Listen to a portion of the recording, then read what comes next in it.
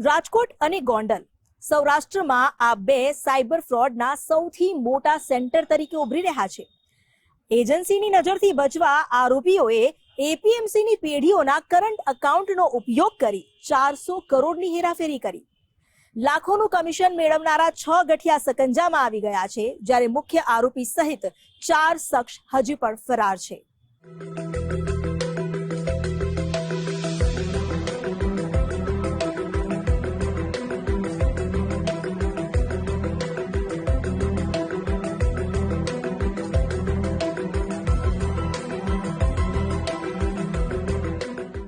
રાજકોટ ગ્રામ્ય cyber crime સેલને operation mule hunt હેઠળ મોટી સફળતા મળી।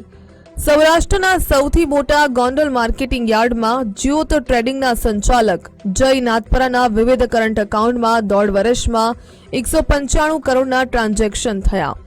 એનસીઆરપી પોર્ટલ પર સાયબર ફ્રોડને લગતી 65 ફરિયાદો એક જ એકાઉન્ટને લગતી નોંધાઈ હતી।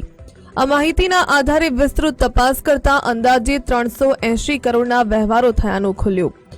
તો દેશના 12 જેટલા રાજ્યોમાં 130 સાયબર ફ્રોડ સંબંધિત ફરિયાદ નોંધાઈ હતી, જેના આધારે પોલીસે ત્વરિત કાર્યવાહી કરીને જય નાથપરા, મનીષ કામણી, પ્રવીણસિંહ પરમાર, મહેન્દ્રસિંહ જાડેજા, મયુરસિંહ વાઘેલા તથા ઋષિત રૈયાણીની ધરપકડ કરી। આ દેશવ્યાપી સાયબર ફ્રોડમાં ગોંડલનો જય નાથપરાની ભૂમિકા ફ્રોડના નાણાંનું રોકડમાં રૂપાંતરણ કરવાની હતી, જ્યારે રાજકોટનો મનીષ કામાણી મ્યુલ એકાઉન્ટની સાથે અન્ય લોકોને જોડવાના પ્રયાસ કરતો હતો। મૂળ રાજકોટનો પ્રવીણસિંહ પરમાર આંગણિયા મારફતે નાણાંની લેવડ દેવડ કરતો હતો, તો રાજકોટનો મહેન્દ્રસિંહ જાડેજા મ્યુલ એકાઉન્ટની સાથે લોકોને જોડવાની સાથે આંગણિયા મારફતે કરાતી હેરફેરમાં પણ સંડોવાયેલો હતો, જ્યારે ગોંડલનો ઋષિત રૈયાણી નાણાકીય લેવડ દેવડમાં મીડિયેટર તરીકેની જવાબદારી નિભાવતો હતો, તો રાજકોટનો મયુરસિંહ વાઘેલા મ્યુલ એકાઉન્ટની સાથે લોકોને જોડવાની સાથે જ આંગણિયા મારફતે પૈસાની હેરફેરમાં પણ સામેલ હતો। ગોંડલ એપીએમસીમાં વિવિધ ખેત પેદાશોની લેવેચ કરનારી અન્ય પેઢીના સંચાલકોના એકાઉન્ટમાં પણ શંકાસ્પદ વ્યવહારો થયાનું સામે આવ્યું છે। રાજકોટ ગ્રામ્ય સાયબર સેલની તપાસ દરમિયાન ફેબ્રુઆરી 2024 થી જાન્યુઆરી 2026 સુધીમાં અંદાજે 195 કરોડની રકમ જમા થવાની સાથે તેટલી જ રકમ ઉપાડવામાં આવી હતી। जो अकाउंट है ज्योत ट्रेडिंग नो अकाउंट है गोंडल राजकोट नो और जय मनसुख भाई नांदपरा करीने 25 वर्षनो છે ઓ આ અકાઉન્ટને ઓપરેટ કરે છે और આ અકાઉન્ટમાં ટોટલ ટ્રાન્ઝેક્શન જો છે આ જય ભાઈ પાસે 6 એકાઉન્ટ છે, એની એક સોમ એન્ટરપ્રાઇઝ છે અને એક જ્યોત ટ્રેડિંગ છે। આ બંને ફર્મના નામ ઉપર 6 જેટલા અકાઉન્ટ છે। આ તમામ અકાઉન્ટ્સમાં છેલ્લા 1.5 વર્ષમાં 198 કરોડનો ટ્રાન્ઝેક્શન થયો હતો।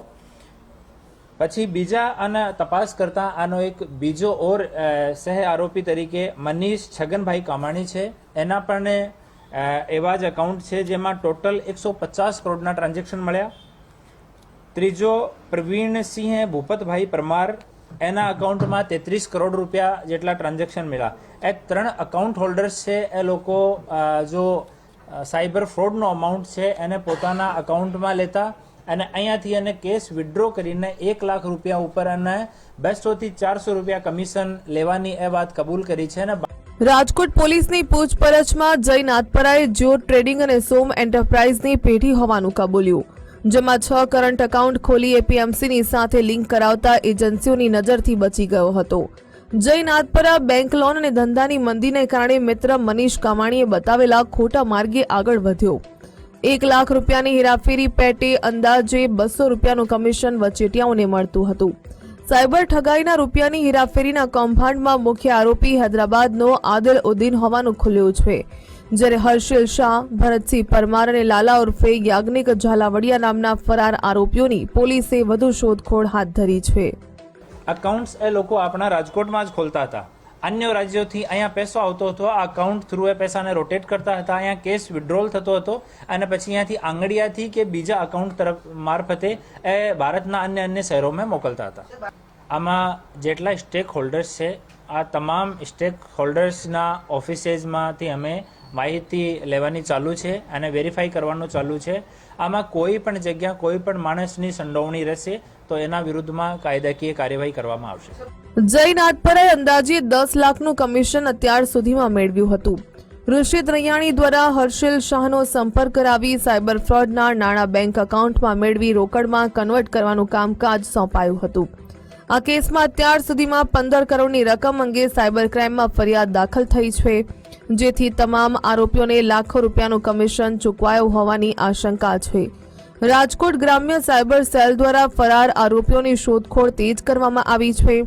આ કૌભાંડમાં હૈદરાબાદના આદિલ ઉદ્દીન સહિત વધુ મોટા માથાઓની ભૂમિકા હોવાની પણ શક્યતા છે.